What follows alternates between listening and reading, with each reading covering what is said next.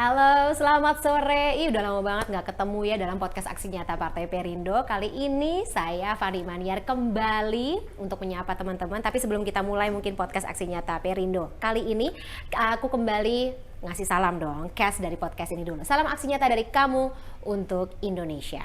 Nah, tidak lupa juga aku kembali mengingatkan teman-teman semuanya kalau podcast Aksi Nyata dari Kamu untuk Indonesia ini hadir di berbagai macam platform. Yang pertama ada Instagram, Facebook, Twitter, dan YouTube Partai Perindo @partaiperindo, kemudian RCTI Plus, Okezone, Sindo News, inews.id, serta website Partai Perindo.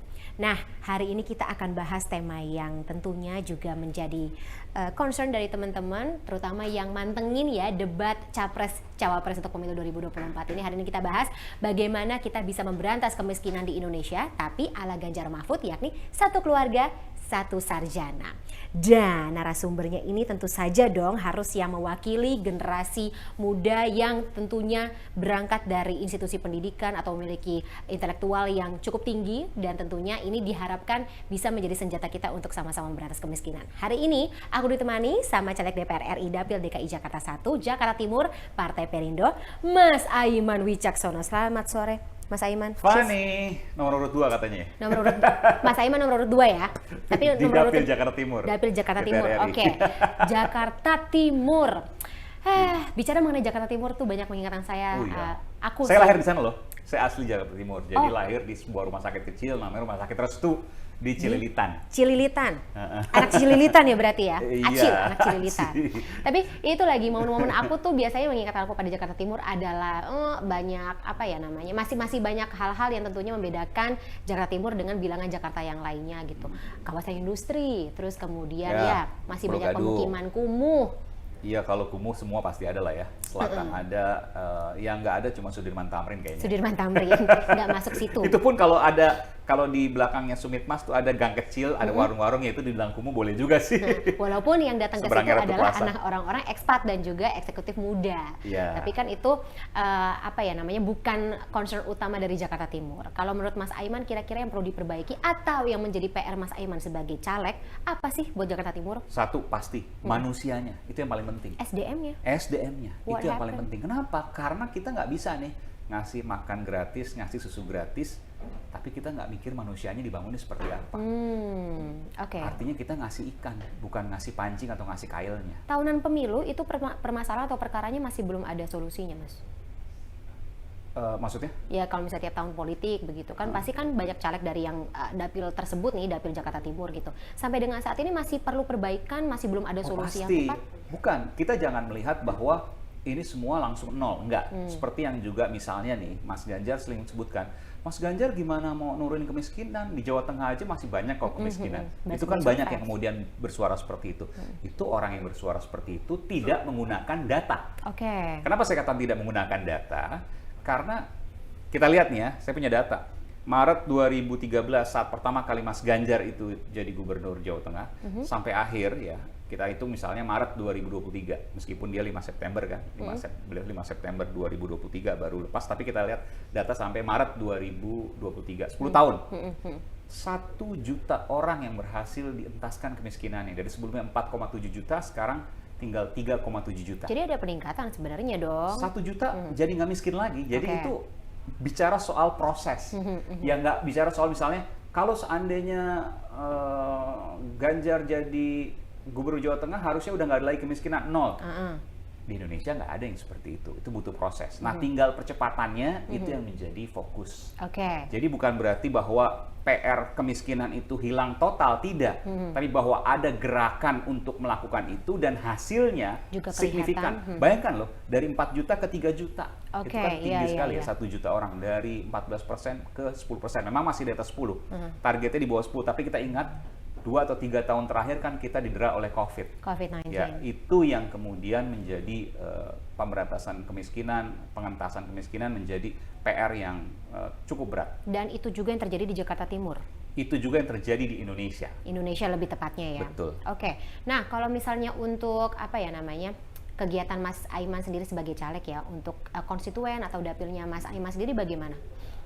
Turun ke lapangan, sosialisasi melalui APK, alat peraga kampanye, ya, bikin pelatihan dan macam-macam. Tapi yang saya paling senangnya adalah saya turun ke lapangan, saya bisa nyerap apa Aspirasi. yang mereka keluhkan, apa yang Apa mereka resahkan. Banyak soal, kalau saya datang kan mereka melihat saya sebagai wartawan investigasi. Woi, kita mau Mas, kita mau digali-gali nih. bukan, mereka malah menyampaikan, Mas saya punya masalah begini nih. Apa? Mayoritas adalah mafia tanah. Saya ini tinggal di sini. Saya harus pindah sekarang ke kontrakan karena rumah saya diambil oleh mafia tanah dan sebagainya dan sebagainya. Bahkan di ibu kota Itu di pun Pulau masih Gebang ya. itu. Oh ya banyak. Justru malah di ibu kota yang harusnya paling punya perhatian karena punya nilai tanah yang tinggi kan, harganya kan tinggi, artinya perebutannya luar biasa. Jadi saya tanya, ibu punya surat-surat lengkap? Iya, tapi ternyata ada yang lebih kuat lagi. Rupanya dia hanya akte jual beli misalnya. Oke. Tapi kemudian lawannya dia punya sertifikat hak milik yang menurut si ibu itu palsu dan main kong kali kong dengan mafia tanah dan lain sebagainya. Ya itu harus dibuktikan ya. Yang jelas saya tanya ke ibu tersebut di pengadilan itu sudah diputuskan bahwa yang menang adalah si orang tersebut, sehingga si ibu tadi yang tadinya punya rumah pribadi yang hanya bermodal AJB saja itu harus kehilangan rumah dan tanahnya dan sekarang dia ngontrak di kontrakan petakan. Ouch, padahal itu ya maksudnya Lumayan, ibu lumayan loh. Saya ditunjukin rumahnya lumayan. Ya, Dan itu mungkin hak sekitar ibunya. 100 meter persegi atau 80 meter persegi ada di daerah Pulau Gebang, Jakarta Timur. Oke. Apa yang saya lakukan di situ? Nah, di situ memang ya karena sudah inkrah, ya tentu ada upaya lain yang bisa dilakukan, yakni PK mungkin ya. Peninjauan PK. kembali. Nah, itu bisa dilakukan kalau ada indikasi Mafia bahwa tanah. ada perbuatan melawan hukum di sana. Oke. Jadi saya Ya. sampaikan, ibu sebaiknya begini, ibu kan ada pengacara dan ibu nggak sendiri, ternyata dia nggak sendirian, jadi ada beberapa rumah di situ yang kemudian Bisa class jadi korban, action. jadi korban ya. Nah mereka bisa mengumpulkan ya katakanlah kemudian urunan untuk membayar pengacara untuk melihat adakah kemungkinan yang bisa dilakukan dari sisi hukum. Itu yang pertama. Oke. Jadi jangan sampai kemudian haknya hilang, haknya diambil alih, haknya teralihkan secara paksa oleh mafia-mafia tanah. Jangan sampai kalau memang betul ada mafia tanah. Oke. Itu yang harus dibuktikan. Nah, ini juga pelajaran juga bahwa jangan berhenti pada surat-surat kepemilikan tanah yang setengah-setengah.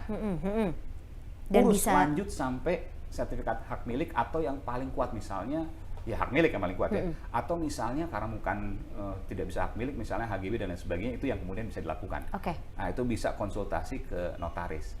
Karena ini bukan bicara soal bagaimana dia kehilangan tanah saja, tapi ini bicara soal keadilan loh. Oke. Ini keadilan yang sesungguhnya bahwa seseorang itu bisa kehilangan tanah. Walaupun dia Karena tinggal di mafia situ tanah atau yang karena ada. mafia tanah. Ini Tapi kan banyak terjadi juga, bukan hanya di kalangan bawah, bahkan kalangan atas. Dulu saya juga sempat investigasi juga di Mantan dubes Pak Dino? Dino Patijalal betul juga melakukan menjadi korban hal serupa. Oke. Nah, berarti kan kalau misalnya kita tarik ke belakang atau tarik, ini akarnya dari mana? Akar masalahnya dari mana? Ini kan berarti ketidaktahuan orang dan kita juga bisa menyebutnya jadi miskin ilmu atau miskin edukasi terkait dengan hal-hal yang tadi gitu bisa menjadikan diri kita sebagai korban. Inikah juga yang menjadi core dari Pak Ganjar dan juga Pak Mahfud untuk menciptakan program satu keluarga satu sarjana untuk sama-sama kita menciptakan generasi yang terdidik? Ya, itulah yang paling penting. Jadi kalau bicara soal makan gratis, susu gratis itu ya, sudah disebutkan itu 1 triliun per hari kebuang. Iya. Ya, kalau dibilang kebuang, ya kebuang. Kalau dibilang untuk makanan, iya, tapi mau sampai kapan? Bicaranya begini, ini kita bayangkan, kalau 1 triliun per hari, setahun berarti 360 triliun rupiah. Oke. Itu belum biaya distribusi dan lain sebagainya. Katakanlah 500 triliun rupiah. Sekarang saya tanya, subsidi mana yang sampai saat ini besarnya 500 triliun rupiah? Nggak ada. Subsidi BBM, perumahan, listrik, dan lain sebagainya nggak sampai segitu. Nilainya itu hanya sekitar 120 sampai nggak nyampe 200 triliun rupiah. Kalau 500 triliun rupiah, pertanyaannya akan membebani APBN. Artinya apa? Economic growth, pertumbuhan ekonomi itu akan terhambat. Kalau bicara pertumbuhan ekonomi terhambat, artinya apa? Pembukaan lapangan kerja Juga akan tersendat. Artinya apa? Indonesia nggak bisa naik kelas. Untuk mengentaskan kemiskinan, untuk melepaskan diri dari middle income trap atau jebakan kelas menengah ya, itu nggak akan bisa karena APBN-nya berat. Ini yang banyak tidak disadari oleh masyarakat kita ya, karena selalu ya kalau kita bicara soal pemilu kan gula-gulanya banyak, banyak.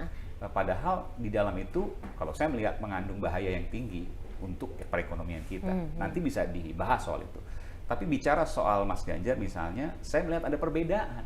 Perbedaannya apa? Ini bukan memberikan ikan, tapi memberikan pancing atau kail. Untuk bisa mengentaskan kemiskinan, untuk bisa lepas dari mafia-mafia yang tadi disebutkan, untuk bisa mewujudkan keadilan sosial bagi seluruh rakyat Indonesia, Pancasila sila kelima, itu ya hanya dengan pendidikan. Karena dengan pendidikan itu mereka tahu, pendidikan itu mereka belajar, pendidikan itu mereka berkembang, dan akhirnya apa? Bangsanya juga ikut naik. Pertanyaannya, sekarang sekolah gratis kalau di negeri ya, betul? Bukunya gratis nggak? Enggak. Tidak. Seragamnya juga nggak gratis. Iya. Gojek atau Grabnya atau transportasinya ojek juga online nggak gratis. Nah, itu yang harus dicari solusi. Nah, Mas Ganjar di sini punya solusi. Dari TK sampai kuliah bahkan itu gratis. Makanya kenapa satu keluarga satu sarjana? Iya, satu keluarga satu sarjana. Minimal, kalau anak-anaknya lebih dari satu? Minimal. Ya harus lebih banyak lagi, karena gratis dari TK sampai kuliah. Artinya apa? Dia diberikan investasi, bukan investasi dalam makan bentuk atau susu tadi, tapi investasi ilmu, otak. Yang bisa mengembangkan dirinya, yang bisa mengangkat derajat keluarganya, dan ujung-ujungnya apa? Bisa meningkatkan pertumbuhan ekonomi, bisa meningkatkan kelas negara, bisa meningkatkan pertumbuhan bangsa ini menjadi bangsa sesuai yang dengan maju. ekspektasi kita, atau misalnya target kita kan 2045 katanya mau menciptakan generasi emas ya, Mas Aiman. Itu salah satu satu-satunya cara adalah dengan meningkatkan pendidikan di kalangan manusia, di kalangan SDM kita. Nomor satu pendidikan, karena dari situlah investasi terbaik apa sih? Investasi emas, investasi saham, bukan. Otak. Investasi otak, Ilmu. investasi pikiran, investasi pendidikan. Tapi PR kita banyak, Mas Aiman. Saat ini Indonesia kan ya apa ya namanya? Nggak hanya kita, semua negara di dunia Semua ini punya negara PR ya. yang sama. Ya, maksudnya kalau misalnya kita kerucutkan untuk masalah di negara kita sendiri kan, soal sekolah tadi, terus kemudian belum lagi guru-gurunya gitu. Ya, maksudnya tenaga pendidik kita tidak bisa melepaskan dong. Betul. Sebuah institusi pendidikan untuk menciptakan generasi muda yang terdidik, kita butuh para pendidik tersebut. Itu juga masih gimana caranya Pak Ganjar, Pak Mahfud, kemudian juga Partai Perindo sendiri dalam mencari solusi tersebut gitu, Pak. Ini Masalahnya kita banyak bicara banget. soal tujuan, satu keluarga, satu sarjana. Pertanyaannya ketika itu kemudian dipikirkan, mungkinkah gurunya, fasilitas pendidikannya, perangkat-perangkat pendidikannya, kurikulumnya tidak disentuh? Tidak akan mungkin. Pasti. Ini bicara soal hal-hal yang sifatnya mikro, kecil, dan detil, gitu ya. Tentu itu juga menjadi perhatian. Tapi kita bisa melihat di sini bahwa semangatnya adalah pendidikan gratis, pendidikan baik untuk negara yang maju. Itu untuk gampang diterima pada publik. Karena kalau kita bicara soal detil, nanti seperti apa, kurikulum dan lain sebagainya, tentu Mengikuti. terlalu kompleks. Tapi kita bicara bahwa satu keluarga harus satu sarjana, itu ikhtiar, itu cita-cita yang harus dilakukan, dan itu insya Allah terjadi jika Mas Ganjar dan Pak Mahfud menjadi presiden dan wakil presiden 2024-2029. Dan kayaknya kalau misalnya kita melihat atau komparasi program-program kerja para paslon, Pak Ganjar, Pak Mahfud yang terang-terangan gitu menjadikan pendidikan ini ya sebagai concern utama. Ini juga tidak terlihat ya. Dan ini bukan gula-gula ya, seperti anak kecil misalnya kasih permen, dari nangis dia dikasih permen, terus dia senang gitu kan, dia nggak nangis lagi, tapi dia nggak sadar ketika dikasih permen 2, 3, 4, 5, 10 diabetes, kali. Mas. Sebelum diabetes mungkin giginya keropos dulu. bermasalah dulu, baru kemudian diabetes. Saya pernah waktu itu meliput juga ya di program Aiman, Arya Permana. Ya, di Karawang waktu itu. Ini juga banyak nggak diketahui nih. Ini kan bicara soal pendidikan sebenarnya, pendidikan gizi ya. Jadi saya lihat ke sana, ayahnya tuh lumayan gemuk betul ya. Ibunya juga demikian. Ibunya biasa ya, tapi yang saya tanyakan, dia nggak kurang gizi, nggak. Ini mungkin belum banyak yang tahu nih, apa yang terjadi dengan Arya pada waktu itu, kenapa bisa sampai obesitas yang super luar biasa, yang akhirnya kemudian oleh Mas Adi Rai ya, itu kemudian di treatment, dan alhamdulillah kan jauh lebih baik saat ini. Saya main bola juga dengan Arya dan lain sebagainya. Apa yang terjadi? Itu Arya bukan karena makan yang banyak, bukan. Tapi dia minum minuman manis, teh ya, saya nggak usah sebut mereknya, itu satu hari rata-rata 1 dus tuh. 1 dus isi berapa? 12? Iya 12, enggak 48, 36 atau 48 lah. 48 tuh mie instan, ini kayaknya nggak sampai 48. Sampai apa? Ya mungkin 12 atau mungkin 18, saya lupa ya. tapi satu dus itu rata-rata dia minum 1 hari. 1 hari? Iya, minimal 10 atau 10 minimal. Oke. Dan dia jadi bukan mengganti ya. Dia sulit untuk minum air putih, karena dan kemudian minum teh manis. Teh manis itu. Aduh, itu gulanya setiap berapa hari. banyak itu? Nah, itu apa? Pendidikan. Apakah itu bisa selesai dengan makan gratis, susu gratis? Tidak. Apakah itu bisa selesai dengan program selain pendidikan? Tidak. Nggak ada. Dulu ada posyandu dan lain sebagainya, sekarang masih ada ya. Tapi itu tidak tersentuh ke orang-orang seperti Arya. Padahal Arya itu saya datang, itu nggak jauh loh dari kota Karawangnya itu, dari pusat kotanya. Mungkin sekitar 2 kiloan ke Jadi rumahnya dari pusat akses untuk kotanya. mendapatkan Sangat informasi ilmu banyak sangat sebenarnya. mudah, 2-3 kilo lah dari pusat kota Karawangnya itu. Dan dari tol untuk masuk ke rumahnya dia. Jadi Pasir Jambe atau Teluk Jambe, saya lupa antar itu lah, kayak ada Jambe gitu ya. Nah, itu yang terjadi karena apa? Pendidikan. Dan yang harusnya memberikan pendidikan tersebut kepada Arya, orang tuanya juga nggak punya. Miss di situ. Itu yang ini kan nggak banyak orang tahu. Orang super obesitas sekarang banyak makan. Enggak. Karena saya pikir kan banyak makan tuh pasti kan biayanya besar. Sementara mereka bukan dari golongan yang berlebihan lah. Ya cukup, ayahnya seorang security, seorang petugas satpam, ibunya ibu rumah tangga. Saya pikir kalau makan, saya pikir itu awalnya karena makan banyak mungkin ya. Karena saya nggak berpikir sejauh itu. Enggak, makannya biasa kok, cuman ya 3, paling kadang-kadang ya kalau misalnya itu 4 kali lah dengan makanan-makanan snack kecil, roti dan sebagainya. Ya masih wajar lah ya, 3-4 kali itu masih wajar lah. Kalau saya sih makan karena intermittent fasting, jadi cuma 2 kali. Sekalian hemat ya. Tapi berarti maksudnya Arya itu kan dan juga orang tuanya sebenarnya mampu atau punya gitu akses, termasuk juga secara finansial kepada makanan atau asupan gizi yang cukup, tapi salah ternyata karena literasinya nggak nyampe ke sana. Literasi, betul. Itu yang menjadi permasalahan. Jadi kalau bicara di sini, pendidikan itu apa sih? Akarnya. Kayaknya abstrak pendidikan itu. Enggak. Pendidikan itu justru sangat berpengaruh bagi kehidupan kita, bahkan pada nyawa kita. Basic needs. Coba bayangkan waktu itu kalau seandainya nggak viral, Mas Ade Rai misalnya nggak turun, Dinkes di sana juga nggak turun segala macam. Iya. Saya nggak bisa bayangkan tuh, mengerikan ya. Dengan dia, ya mohon maaf ya mungkin, ya pasti sudah diabetes segala macam, tinggal bagaimana kemudian mengobati dan sebagainya. Dan akan lebih mahal lagi uang yang keluar. Dan yang Arya, ya maksudnya Arya kan sebagai generasi muda ya. Betul, ya kan ini bukan kasus satu-satunya yang ada di Indonesia, pasti kan? Banyak. Iya. Dan masih banyak lagi bahkan yang terakhir meninggal kalau nggak salah. Iya, saya lupa namanya siapa. Sama, saya juga lupa Mas. Beberapa bulan lalu. Tapi kan poinnya di sini adalah banyak anak-anak Indonesia yang mengalami permasalahan yang sama dan berangkat dari pengetahuan atau edukasi yang dimiliki oleh orang tuanya. Betul. Ini pekerjaan yang nggak cukup sulit. Iya, saya nggak bilang sulit, menantang untuk Pak Ganjar, Pak Mahfud sebagai capres dan juga cawapres, serta tentunya parpol, caleg-caleg yang ada dalam koalisi yang mengusung beliau. Jadi bukan hanya sekedar Anda kalau seandainya Anda bisa bekerja dengan baik, Anda bisa cari uang dengan baik, Anda bisa mengangkat derajat. Ada banyak kok sarjana pengangguran misalnya gitu kan. Duh. Ya, kan? Yang salah di mana? Kan ada sarjana Mas, tapi nganggur nggak kerja.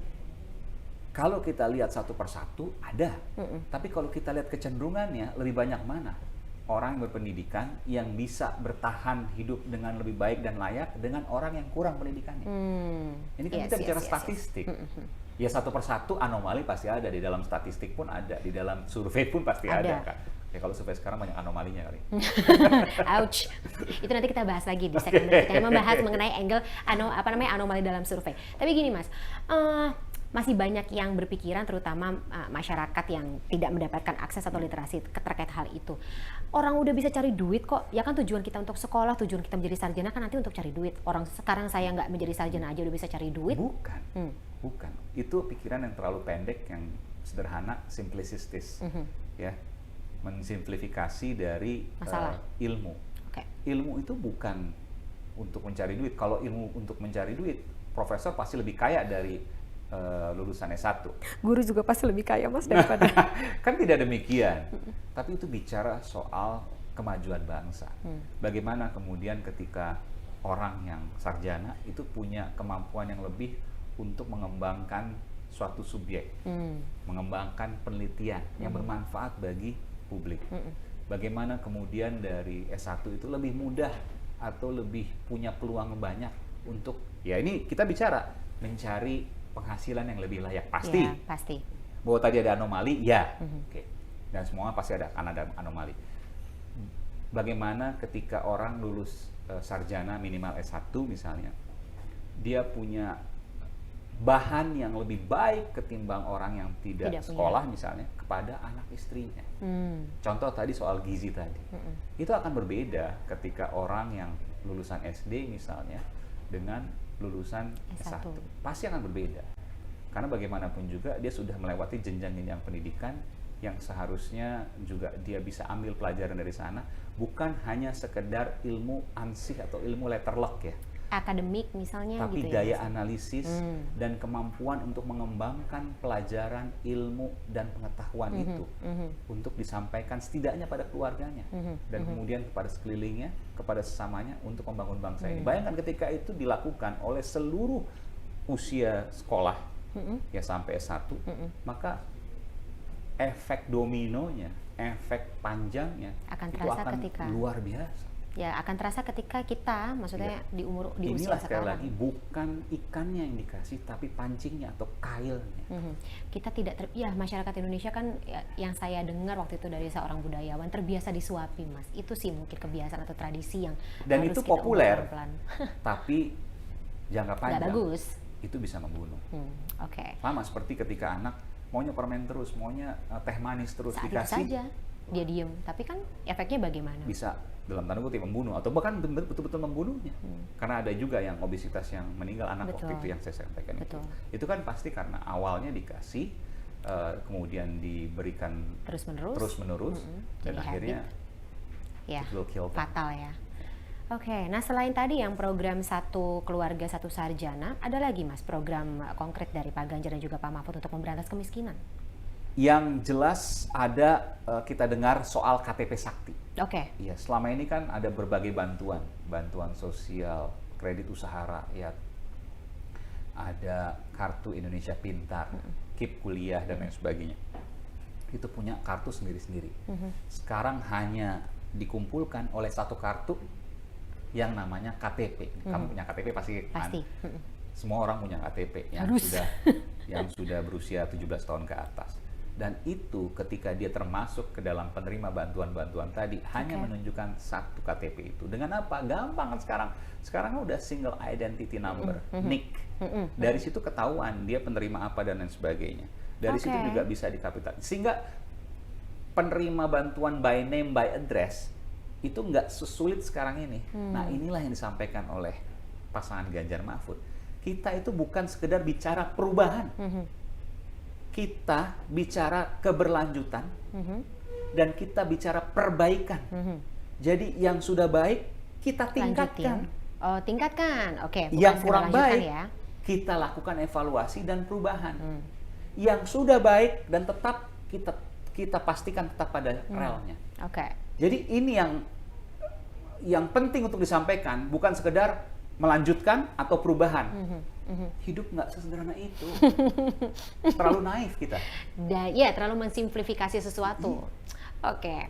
Nah, ini yang menjadi bekal tentunya. Maksudnya ketika program ini berjalan dan dilanjutkan gitu dengan melanjutkan dan meningkatkan. Tentunya butuh support dari berbagai macam elemen atau kalangan termasuk generasi muda dan juga tentunya teman-teman podcast Aksi Nyata yang nonton.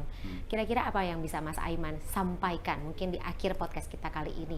Minta bantuan atau minta dukungan dari teman-teman semuanya? Gini, ini termasuk untuk caleg, termasuk juga untuk Mas Ganjar Mahfud. Kami tidak pernah mengajak untuk pilihlah saya, pilihlah kami, tidak. Tapi yang paling penting, pelajari rekam jejaknya. Karena dari situ, masyarakat bisa melihat siapa yang paling layak untuk dipilih. Baik di Jakarta Timur misalnya, ataupun misalnya di tingkat nasional. Dalam hal ini misalnya 3 pasangan capres-cawapres. Oke, jangan lihat performanya saat ini saja, tapi juga lihat pelajari rekam jejaknya. Dia pernah menjabat di mana, melakukan apa, kalau seandainya pernah ada kesalahan apa dan lain sebagainya. terbukti atau tidak, atau hanya disebut-sebut misalnya, atau misalnya sudah ada surat resmi dan lain sebagainya. Tapi yang paling penting kita bicara Pilpres ini bicara 5 tahun atau bahkan mungkin 10 tahun ke depan. Kenapa saya bilang 10 tahun ke depan? Karena jarang presiden yang terpilih selama 5 tahun saja. Oke. Sepanjang sejarah reformasi nggak pernah ada tuh. Iya. Minimal ketika dia terpilih 5 tahun, pasti akan, bukan pasti ya, biasanya akan terpilih 5 tahun berikutnya. Itu yang kita pelajari ya. 2 kali dari periode ya. 2 periode ini, dari 2 presiden ini. Dan ya maksudnya secara logika Yang secara langsung tentu ya 2004 Secara- karena sebelumnya kan lewat DPR. penggantian juga gitu. Tapi ya maksudnya secara logika juga banyak pekerjaan yang bisa dilanjutkan ketika menjabat sebagai presiden atau atau cawapres itu kedua kalinya begitu ya dalam 2 periode ya Mas ya. Oke, wow, pekerjaan yang menantang sih ya. Saya lagi-lagi nggak bilang sulit Mas, ini menantang. Dan Mas Aiman sendiri sebagai seorang jurnalis juga paham Dan hidup selalu menantang. Asik. Kalau nggak menantang berarti kita nggak hidup ya Mas ya? Iya dong. Hidup itu harus menantang karena kita ke depan itu akan banyak tantangan. Bahkan kita nggak bicara di kehidupan dunia aja. Emang kita yakin setelah kehidupan dunia kita bisa selamat? Belum tentu kan. Mas Aiman takut toh? Iya, oke. Itu kan tujuan kita hidup di dunia, untuk mengingat kehidupan setelah dunia kan. Benar. Pekerjaan kita sekarang adalah menentukan bagaimana perjalanan kita nanti di akhirat. Wow, kayaknya kita harus bikin podcast berikutnya Itu keyakinan yang saya. Berangkat dari pengalaman kita menuju akhirat ya, kawan-kawan. Baik. Nah, teman-teman, berkaitan dengan Partai Perindo, kampanye aksi nyata dari kamu untuk Indonesia ini juga relate banget dengan movement yang dijalankan oleh Partai Perindo, yaitu produktif, solutif, modern, bersih berintegritas, peduli dan juga turun tangan untuk Indonesia sejahtera. Dan teman-teman juga masih bisa mendaftar sebagai anggota Partai Perindo dengan mengunjungi website www.partaiperindo.com atau klik bit.ly/member Partai Perindo. Jangan lupa download aplikasi Partai Perindo di App Store dan Play Store atau scan barcode di sini. Oke, aku mau mengucapkan terima kasih banyak atas waktu Mas Aiman sore hari ini. Sehat-sehat selalu ya Mas Aiman ya. Butuh sehat ini yang utama ya untuk menjalankan tugas. Karena dengan sehat itu kita bisa melakukan apapun yang positif. Mensana in corpore sano. Baik. Lu kesana, gua kesono gitu. Nggak gitu kan? Pasti baca lupus dong. Ketahuan angkatannya. Baik, terima kasih juga untuk Partai Perindo yang selalu bergerak dengan aksi nyata. Semoga Partai Perindo semakin sukses dan maju terus untuk Indonesia sejahtera. Akhir kata, salam aksi nyata dari kamu untuk Indonesia. Kita ketemu lagi di episode podcast Aksi Nyata Partai Perindo berikutnya. Saya Fani Maniar, terima kasih. Sampai jumpa. Marilah seluruh rakyat Indonesia, arahkan pandanganmu ke depan. Raihlah mimpimu bagi nusa bangsa, satukan tekad untuk masa depan. Pantang menyerah, itulah pedomanmu. Hentaskan kemiskinan cita-citamu, rintangan tak menggentarkan dirimu. Indonesia maju, sejahtera tujuanmu, nyalakan api semangat perjuangan.